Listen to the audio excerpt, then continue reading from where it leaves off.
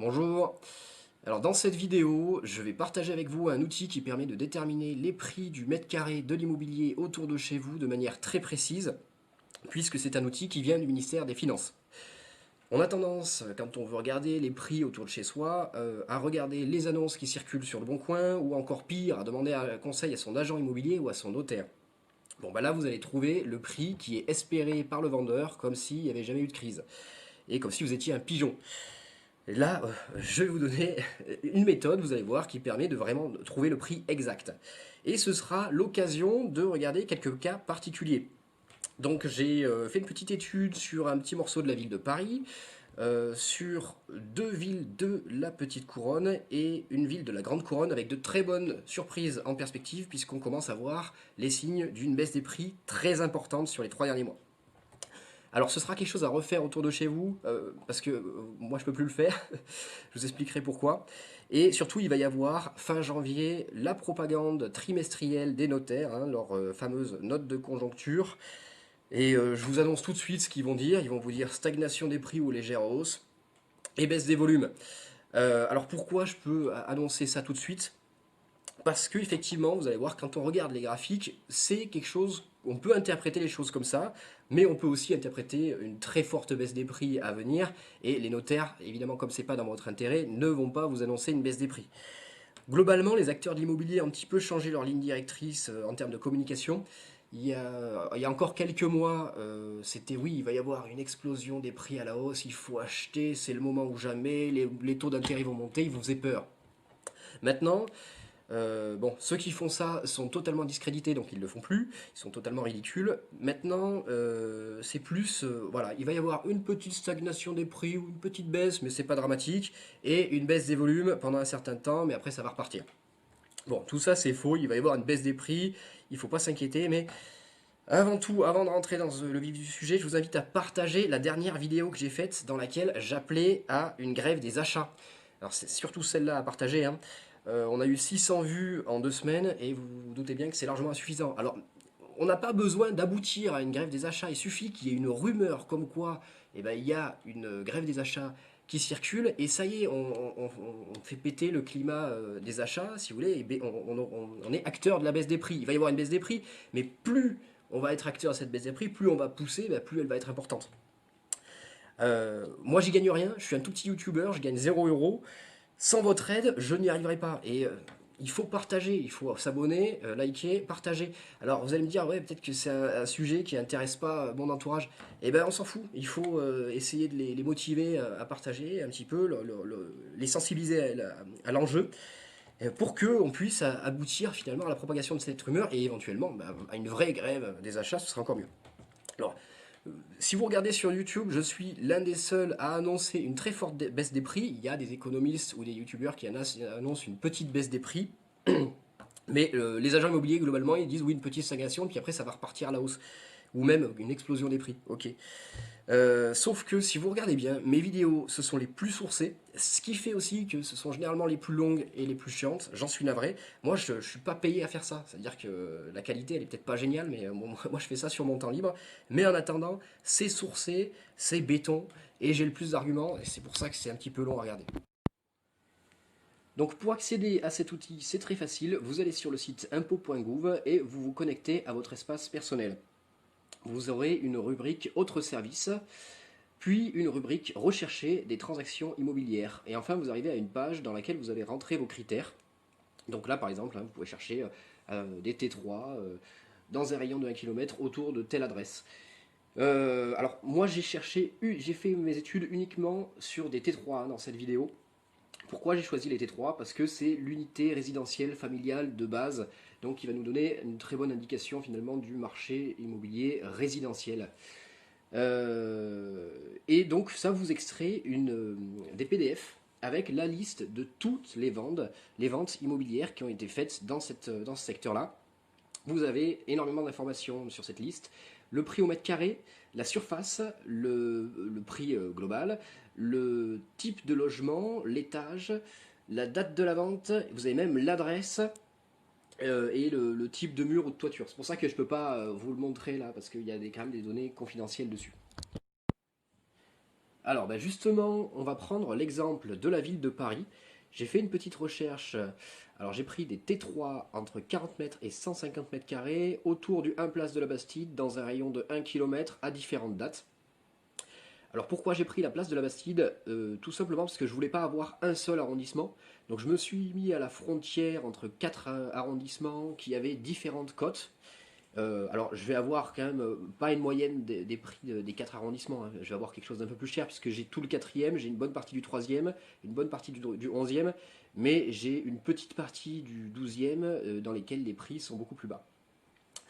Et donc j'ai fait un graphique dans lesquels j'ai mis à chaque mois les ventes entre mars 2019 et février 2021. Alors j'ai pas mis tous les mois de 2019 hein, pour espacer un petit peu, mais j'ai mis à chaque fois les ventes et leur prix au mètre carré. Donc chaque tiré représente une vente. Donc parfois on a plusieurs ventes qui sont sur le même point, donc qui sont confondues. Et en vert, je vous ai mis un point avec la moyenne mensuelle. En rouge, je vous ai mis l'estimation du prix par le site Meilleurs Agents, qui est une référence hein, dans l'immobilier, donc en janvier 2021. Et donc on va interpréter ce graphique. Donc on voit déjà qu'on a une belle tendance baissière, même si votre notaire pourra vous dire effectivement qu'on est encore en 2020 un peu plus haut qu'au début de l'année 2019, c'est vrai, mais ce qu'il ne va pas vous dire, c'est qu'on a une forte tendance à la baisse. On a une forte réduction des volumes, en particulier sur les 3 derniers mois, il y a beaucoup moins de biens vendus. Ce qu'on peut dire aussi, c'est que l'estimation du site Meilleurs Agents, elle est délirante, elle est largement surévaluée, d'au moins 20%, je dirais. D'autant que là, comme je vous disais, j'ai pas dans mon échantillon, hein, sur un rayon de 1 km autour de la Bastide, j'ai qu'une petite partie du 12e arrondissement. Donc vous voyez que si vous prenez l'estimation de meilleur agent dans cette zone-là, vous pouvez commencer par une négociation dès maintenant de moins 10 ou moins 15%. Hein, il y en a des ventes à moins 10 ou moins 15% sur les derniers mois, donc c'est possible. Alors selon moi, ça ne veut pas dire qu'en 2021, cette tendance baissière va nécessairement continuer. Ça va baisser, mais après. Pourquoi? Parce que sur ce graphique, on ne voit pas le fameux effet cliquet. Je vous avais expliqué qu'il y a une résistance des prix parce que les vendeurs refusent de baisser leurs prix dans les premiers temps d'une crise immobilière. Ils les baissent quand ils n'ont pas le choix et à ce moment-là, ils les baissent tous en même temps.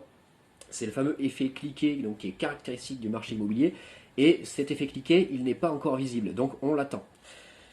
Il faudrait faire une estimation arrondissement par arrondissement et comparer avec les prix qui sont annoncés par Meilleurs Agents. Pour voir s'ils sont toujours aussi délirants. J'aimerais bien qu'il y ait quelqu'un qui s'y colle. Pourquoi? Parce que je ne peux pas le faire. En fait, je suis banni du site des impôts. Quand vous utilisez trop cet outil, vous avez des sanctions. Et donc là, moi, voilà, je suis banni jusqu'en juillet 2021. Et en fait, il faut avoir un motif pour l'utiliser, il ne faut pas l'utiliser trop. Donc par exemple, l'un des motifs, ça peut être que vous voulez faire un achat ou une vente.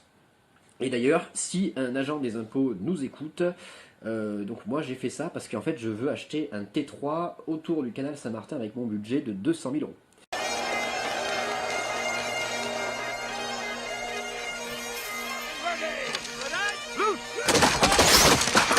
Autre exemple, on va prendre la ville de Sartrouville parce que c'est un autre endroit où j'ai toujours rêvé d'habiter. Et puis c'est une ville de la grande couronne assez moyenne. Hein. J'ai pas pris la plus dégueu des villes. Il y a un grand parc à côté, il n'y a pas de gros problèmes sociaux. Donc voilà, c'est une ville vraiment standard. Alors, même démarche avec la ville de Sartrouville. Cette fois-ci, j'ai pris les 3 derniers mois des 3 dernières années pour voir s'il y avait une saisonnalité dans les ventes ou si cette année 2020 était vraiment exceptionnelle. Alors je peux pas avoir plus de données hein, parce que je suis banni du site des impôts. Mais on voit bien, donc une hausse des prix, mais les volumes ne sont pas au rendez-vous. Hein. Par exemple, si je prends le mois de décembre, j'ai une vente. En novembre, j'en ai pas beaucoup. En décembre, j'en ai carrément une. Alors certes, elle est chère, mais bon, il suffit que le mec se soit fait arnaquer. Est-ce que c'est représentatif des prix à Sartrouville? Pas sûr. Un bon trader vous le dira, hein, en bourse, quand vous avez une hausse des prix, mais que les volumes sont bas, c'est une hausse en trompe-l'œil. L'estimation Meilleurs Agents, elle est toujours aussi délirante. Hein. Même chose à Alfortville, donc là c'est une ville de la petite couronne, une ville moyenne, pas hyper cotée, pas non plus dégueulasse. Donc hausse des prix mais sans les volumes.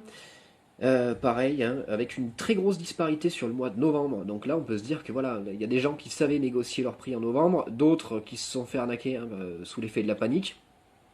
L'estimation Meilleurs Agents, cette fois-ci, elle a l'air un peu plus cohérente. Mais en fait, vous allez voir que c'est faux. Meilleurs Agents, c'est très bien qu'il va y avoir une baisse des prix et on va le prouver. Alors, sur Sartrouville et Alfortville, je vous ai fait une petite moyenne du nombre de ventes, parce que ça se voyait pas trop graphiquement, en comparant avec le même mois des années 2018 et 2019. J'ai fait une moyenne 2018-2019, j'ai comparé avec 2020. Et donc, on voit une baisse importante des volumes. On voit quand même à Alfortville, au début, en octobre, on avait beaucoup de ventes. C'était lié à cet effet dont j'avais déjà parlé avant, le confinement. Donc on a expliqué aux gens que les gens voulaient un jardin, que les prix allaient baisser à Paris. Donc ils ont essayé de se planquer en essayant d'acheter dans la petite couronne. Ils avaient aussi énormément d'argent issu de la bourse qu'il fallait placer. Donc pour ceux qui ont cru que l'immobilier était une valeur refuge, j'ai déjà expliqué que ça n'était pas le cas, et les bons traders savent que ça n'est pas le cas. Mais bon, le petit boursicoteur du dimanche qui ne le savait pas, lui il s'est acheté un bien à Alfortville, et on va voir qu'il s'est complètement planté. Et là je me suis dit stop, faisons une pause, je suis pas tout à fait honnête. Les agents immobiliers, ils annoncent effectivement une hausse des prix en petite couronne, mais sur les maisons, parce que il y a le confinement et les gens voudraient un jardin pour pouvoir s'aérer l'esprit. Donc bon, j'ai pris le premier article que je trouvais sur Google, j'ai tapé hausse des prix petite couronne, et je suis tombé sur un article du Figaro. Alors ça tombe bien parce qu'il date de juillet, donc on va pouvoir vérifier si les conseils du Figaro en juillet étaient des bons conseils, s'ils avaient des bons conseils en immobilier. Alors, cet article nous annonçait une flambée des prix dans l'immobilier, dans la petite couronne, et donc il donnait des conseils pour acheter. Alors j'ai pris la première ville de la liste qui était conseillée, qui était Bois-Colombes. Alors j'ai regardé, est-ce que les maisons à Bois-Colombes, effectivement, le prix a augmenté? Je tape mes maisons, je regarde, octobre, novembre, décembre, rien, aucune vente. Alors je me suis dit, bon, il n'y a peut-être pas assez de volume. Je vais revenir à mes traditionnels T3, je regarde encore, est-ce qu'il y a eu des ventes en octobre, novembre, décembre? Rien, aucune vente. Ok, donc là ça m'a intrigué. Je regarde un graphique, j'ai fait un graphique, donc là cette fois-ci pour chaque mois d'octobre 2019 jusqu'à aujourd'hui. Et donc, alors j'ai constaté effectivement qu'il y avait bien une hausse des prix, mais une baisse dramatique des volumes. C'est-à-dire jusqu'à l'arrêt. Il y a eu 2 ventes en septembre, puis plus rien. Alors là, l'agent immobilier classique, il va dire oui, mais parce qu'il n'y a plus d'offres, tu comprends, les gens veulent pas vendre, il y a trop d'acheteurs. Ouais, ok. Je lui rappelle quand même qu'on est en surmortalité liée au Covid dans cette zone-là en particulier. Et puis je regarde sur les annonces sur le Bon Coin, je vois les offres, il y a 57 offres de vente de T3. Ok, alors je me suis fait un petit graphique avec le nombre de ventes, et vous allez voir que c'est hallucinant. C'est-à-dire qu'il n'y a plus une seule vente sur Bois-Colombes. Alors il y a une explication à tout ça. On est juste à côté de la Défense, enfin pas très loin, il y a des villes qui sont plus intéressantes encore pour travailler à la Défense, mais on n'est pas loin. La Défense, c'est vraiment le typique de l'emploi cadre, voilà, on peut faire du télétravail, les bureaux sont vides. Donc tous les mecs qui travaillaient à la Défense, personne ne s'est dit je vais investir à Bois-Colombes ces derniers temps. Il y a une vraie tendance de hausse des prix à la campagne et des gens qui veulent effectivement aller s'installer à la campagne. Mais contrairement à ce que peut penser le petit journaliste du Figaro, un Parisien intramuros, Bois-Colombes n'est pas situé à la campagne. Donc voilà, ceux qui ont acheté cher à Bois-Colombes ces derniers temps en se disant que les prix allaient augmenter en suivant ces conseils débiles, ils ont perdu la moitié de leur investissement. Par contre, ils ont encore la totalité du prêt bancaire. Donc voilà, gros piège à éviter sur la petite couronne. On l'a compris, Bois-Colombes, c'est un exemple, mais ça va s'appliquer en fait à toute la petite couronne. Quand les prix baissent à Paris, Paris c'est quand même le cœur de l'immobilier français, voilà, ils explosent pas à Bois-Colombes. J'aimerais bien que vous puissiez me faire des tendances pareilles tout autour de la Défense sur les autres villes, parce que bon, moi je peux plus le faire, mais pour voir si c'est pareil, à Courbevoie, etc. Alors, globalement, il y a effectivement une tendance qui à la hausse des prix à la campagne et à l'investissement immobilier à la campagne, parce que maintenant on peut travailler partout et parce qu'on peut se faire livrer partout. Donc ça c'est l'avenir. Celui qui me dit oui mais le télétravail ça va s'arrêter, ça va s'essouffler, voilà, c'est comme s'il me disait dans les années 80 que le téléphone portable c'était c'était un phénomène de niche. Voilà, aujourd'hui, même un SDF, il a un téléphone portable. Mais il ne faut pas tomber dans le piège. Les gens vont s'installer dans les endroits où il fait vraiment bon vivre, où on peut acheter beaucoup de mètres carrés pour pas cher. Alors, gros warning également pour la ville de Lyon. Là, je vous ai pas, j'ai pas le graphique parce qu'en fait, au début, je regardais sans extraire les données et donc du coup, j'ai pas conservé les données. Mais il me semble qu'on avait encore la même chose, hein. Hausse des prix, baisse des volumes, en sachant que à Lyon 3e en particulier, on a tout le quartier des affaires qui vient d'être refait, on a des bureaux neufs qui sont vides. Donc là, attention, attention, ceux qui investissent là très cher en se disant que ça va monter peuvent faire une très grosse connerie et ça peut être un drame personnel.